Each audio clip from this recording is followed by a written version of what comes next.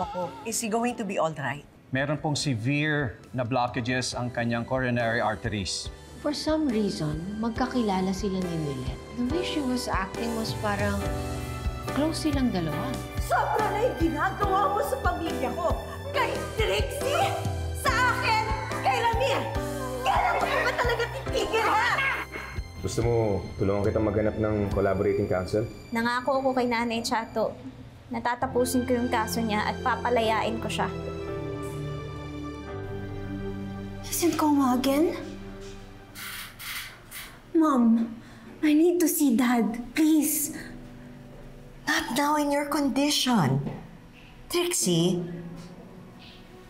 hindi mo pa nga mag-igalaw ng maayos yung mga paa mo eh. Mom, please. We both heard what the doctor said. The second heart attack can be fatal. What if... Shh! Your dad is going to be okay. He will be fine. Uuwi siya sa atin at makakasama natin siya dahil magiging magaling siya, okay? So walang mangyayari. Ang mangyayari masama sa kanya, walang mangyayari dyan sa mga what-ifs mo. So please naman, Trixie.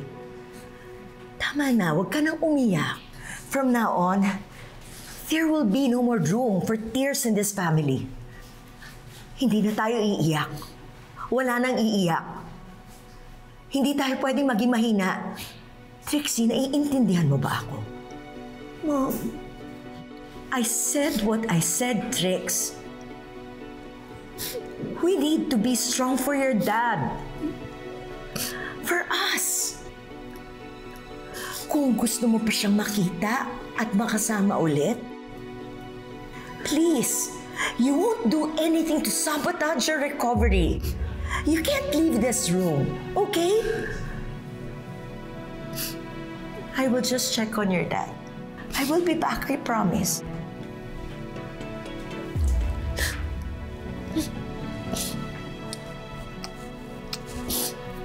please give this to Dad. I'm sorry, hindi na ako uiyak ulit, Mom.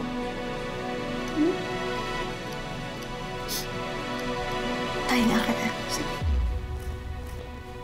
I love you.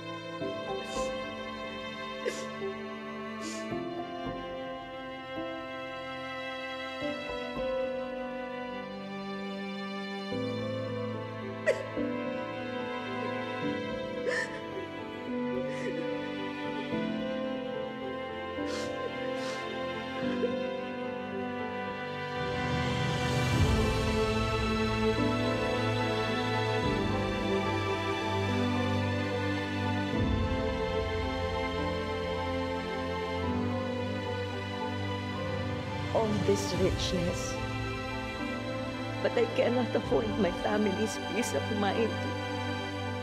Ano pa ba ang problema na darating?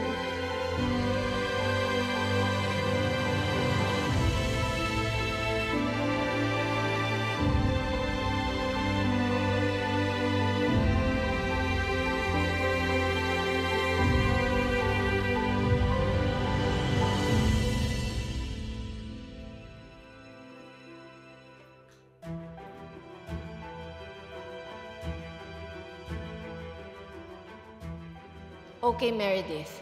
Stop overthinking. Hindi ka gagawa ng krimen, okay? Gagawin mo ito for your peace of mind.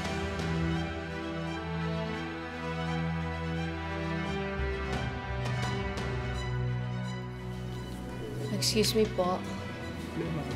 Hinahanap ko po yung pasyenteng Engano Ramir. Anong room po ba siya?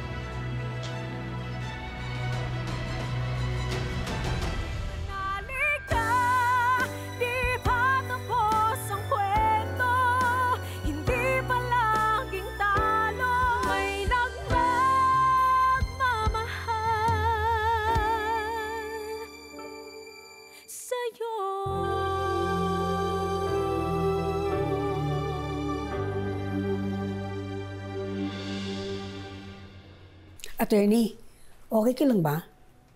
Opo, okay lang po ako.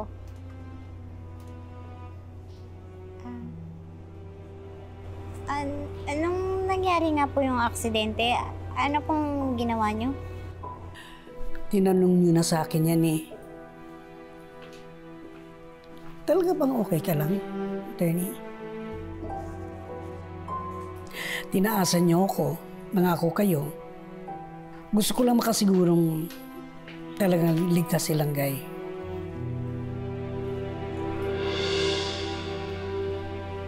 Lilet. Ay, Chato.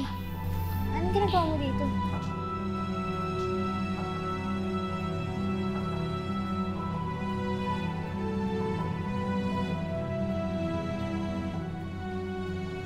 Nag-hold ka bang andito ako? Sorry ah.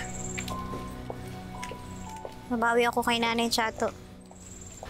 Pag-aaralan ko lang ulit yung case files para may handa ko siya sa sunod na hearing. Bakit ka pala nandito? Kagabi galing ako sa Innocent Angels Haven. Talaga? Lilet, okay ka lang? Alam mo, halata namang si Nanay Chato desperado na, kaya siguro naging ganun sa'yo kanina.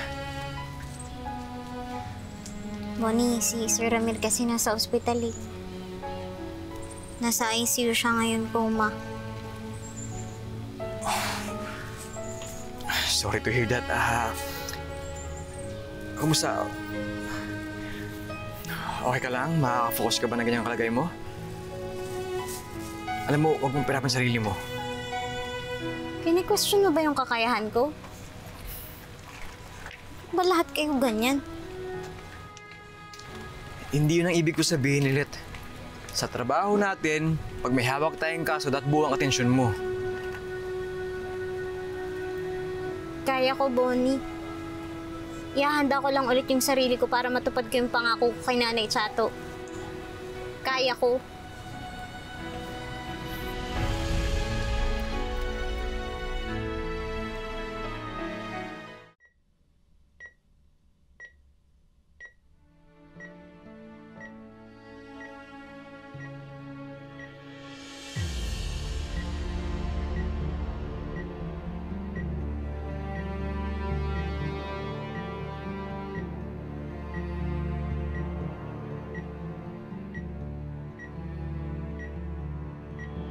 Hindi na dapat ako pumunta rito. Hindi ko naman makukuha ang sagot from you. Bakit ba kasi gusto mong makipag-meeting sa akin, Ramir? What was that something very important na gusto mong sabihin sa akin? Ang importanteng bagay lang naman na may kinalaman ka sa buhay ko ay ang anak nating si Lily. Pero wala na siya. Hindi mo naman alam na nagkaanak tayo. Is this the reason kung bakit lately I've been dreaming of Lily? Para ipaalam ko sa'yo na nagbunga yung gabing yun? Dahil makikita na kitang muli? Dahil may sasabihin ka na hindi mo nasabi? I'm so confused kung bakit nagbalik ka.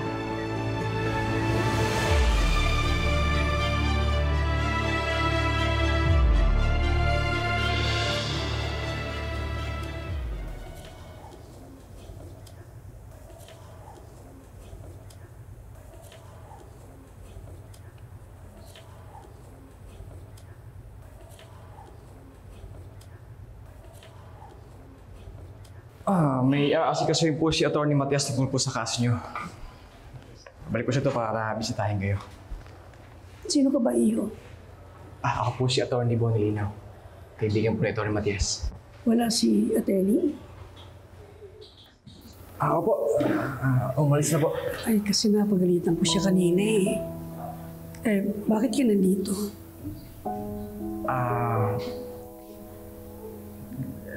Nakakilala ko po silang Guy. Pumunta po ako sa foundation na kung saan siya.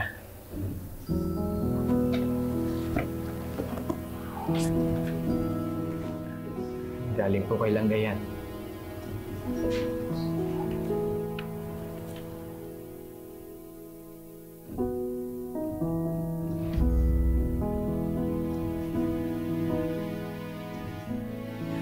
Gusto ko na siya mayakap uli. Nasabi ho nilang Gay na dapat hindi kayo makulong. Dapat hindi makulong ang nanay niya. Alam niyo po, kita po sa drawing niya na kayo po yung malaking ibon at siya po yung maliit. Mahal na mahal po kayo nilang Gay kahit matagal po yung nagkawalay. Kaya rin siguro nasabi na ayaw niya kayo makulong dahil gusto niya magkasama kayo habang buhay na malaya kagaya ng dalawang ibon na yan. Sana kami na yung dalawang ibon. At yun yung pinanghihinaan na ako ng loob eh. Napapansin kong nawawala na ng kumpiyansa si Attorney Liliet sa kaso ko. Ibang-iba siya ngayon eh. Hindi ko na alam kung kakayanin pa ba niya ang kaso ko.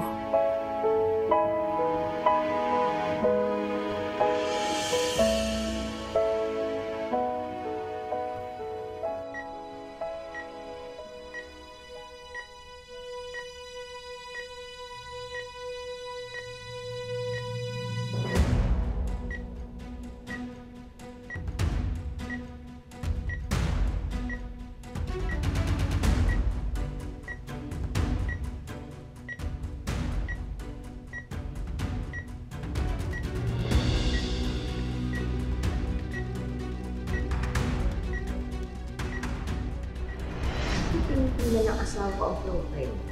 You are. Nag-attempt si Meredith na agawin sa akin si Constantino many years ago.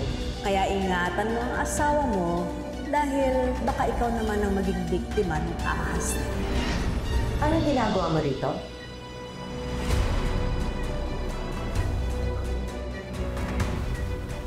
I'm sorry? Nakakapagtaka lang kasi na merong isang babaeng katulad mo na bumibisita sa asawa ko habang siya ay nasa coma. I'm Meredith Simmons. Attorney Meredith Simmons. Si Liliet, anak siya ni Meredith Simmons. So, bakit tinitingnan ng isang attorney ang asawa ko? Anong relasyon mo sa kanya? Wala akong relasyon sa asawa mo. Pero binibisita mo siya, tama? Yes. Kilala ko siya. He's an acquaintance. Let me explain. Dapat lang na mag-explain ka. Dahil nakakapagtaka na merong isang babaeng tulad mo na bigla na lang nagpakita rito. Ano ko ba ng asawa ko? I'm sorry, I didn't mean to make you feel uncomfortable. So why are you here? Is it because babae ka ng asawa ko, Attorney Meredith Simmons? Karelasyon ka ba ng asawa ko?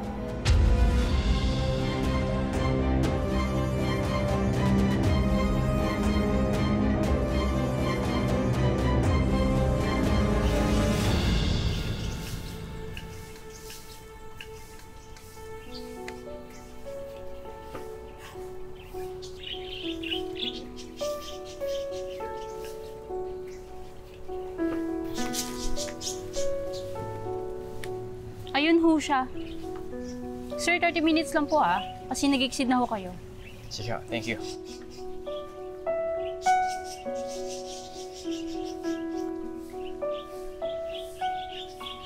Ay, Chato.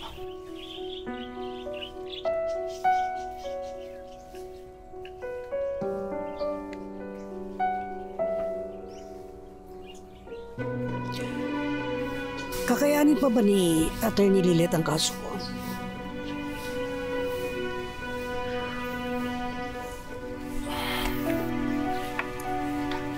Nay, malaki po ang tiwala ko kay Atty. Matias. Pero kung sakali po, na hindi niya kayanin, naniniwala akong maraming gustong tumulong. Lalo na po sa sitwasyon niyo ngayon at sa kalagayan nilang Guy. Kailangan ko na ba ng ibang abogado?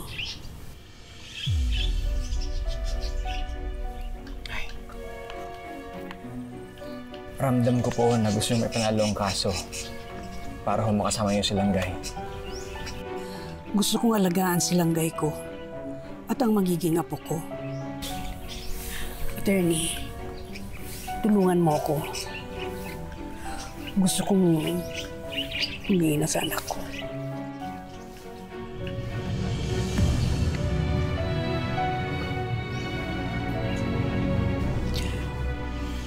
So bakit ka nga nandito? Is it because babae ka rin ng asawa ko? Kabit ka ba ni Ramir?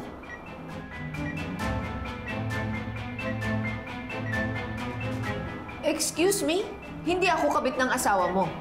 Then what are you doing here? Well, if you just let me explain. Yes, kilala ko ang asawa mo decades ago. And then? Well, to tell you honestly, decades na kami huling nagkita. And all of a sudden, gusto niya akong makausap about something. Hindi ko alam. Maybe it's about a court case or something. Tapos, ayun, bigla kaming accidentaling nagkita sa korte.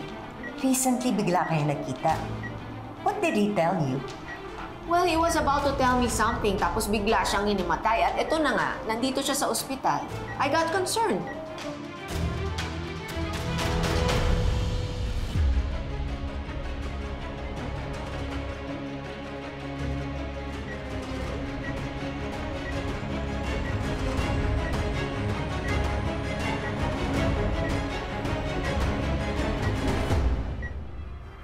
Bakit? Meron ka bang alam na dapat ko pang sabihin sa'yo?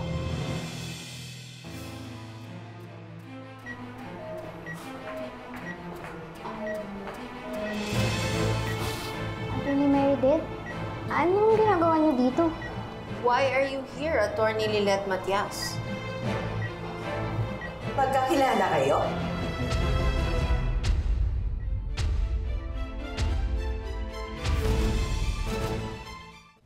Attorney Matias used to work for us. Naging katulong namin siya at naging scholar din ang asawa ko. Hanggang sa nakagraduate siya ng first course niya at biglang umalis ng bahay. I see. Well, again, I'm sorry about your husband and I hope he gets well soon. Ako naman kailangan ng pumunta sa kliyente ko. Kaya't excuse me.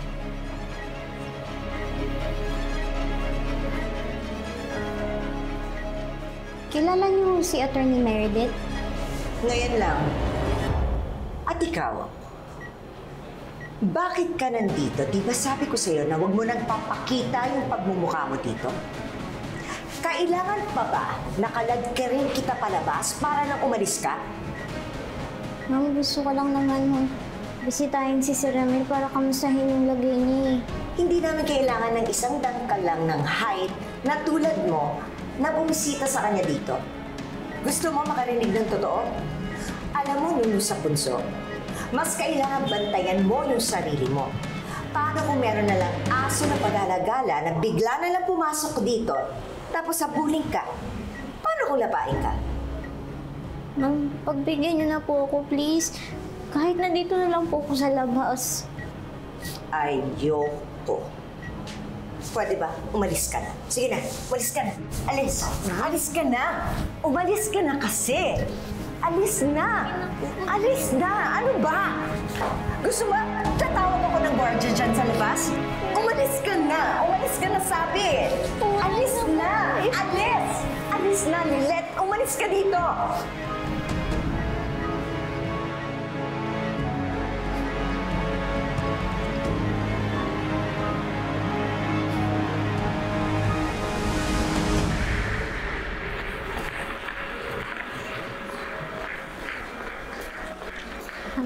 Excuse me po. Kayo po yung nurse ng ni Sir Ramir Engano, di ba? Eh, kayo yung nagdala sa kanya dito, di ba? May malaking pabor sana akong hihingin sa inyo. Nahihirapan na ho kasi akong makadalaw dito. Baka ho pwedeng makahingi lang ng update tungkol sa kalagayan niya. Ma-appreciate ko ho talaga. Bakit hindi na lang ho po kayo kumuha ng update sa pamilya niya. Nandito po ang wife niya, baka gusto niyo makausap. Hindi niyo pwedeng malaman eh. Nurse Marie, nakikiusap ako sa'yo. Baka pwede naman nun na pagbigyan niyo yung hinihiling ko. Tatanawin ko talagang malaking utang na loob ko mapagbigyan niyo ko. Pero ma'am, bakit? Kailangan ko lang mo kasi malaman kung anong kalagayan ng tatay ko eh. Kahit nabawal ho kong lumapit sa kanya.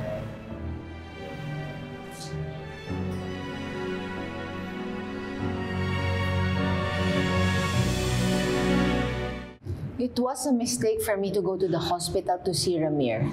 I don't understand why I'm so desperate to find out why he wants to talk to me. And you even met the wife. That was so awkward. Ang kapal talaga ng mukha ng babae mo. Pumunta pa talaga siya dito. At harap-harapan pa niya akong pinagsisinungalingan. Kano ba talaga mga kabit? Wala na silang natirang kahiyan sa kanilang mga sarili. Talagang pumunta pa siya dito para bisitahin ka. Ano bang gusto niya mangyari? That is the first and the last. Ayoko nang mangyari yun. Hindi ko nagagawin yun because I felt so awkward. Parang may mali. Ang feeling ko, ako yung mistress ng isang taong in coma. Bakit mo pa kasi siya hinanap ulit? Gusto mo pa rin ba sa inyong dalawang pagsamahin na bastarda mo? Gusto mo rin siya makasama ulit? Alam ko, she's going to take you away from me. But I won't let that happen. Hindi naman ako yung kabit.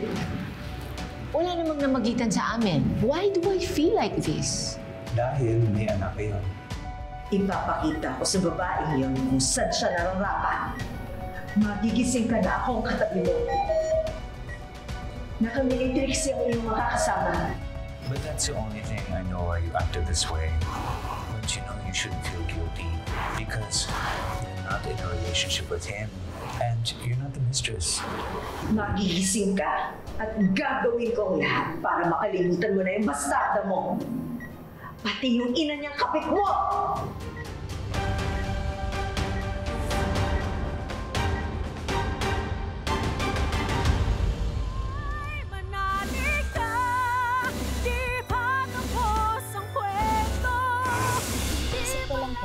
Maigi po na tumistigo si Langgay kasi siya po yung eyewitness sa aksidente. Hindi ako papayag na tumistigo si Langgay. Early in our marriage, my husband cheated on me.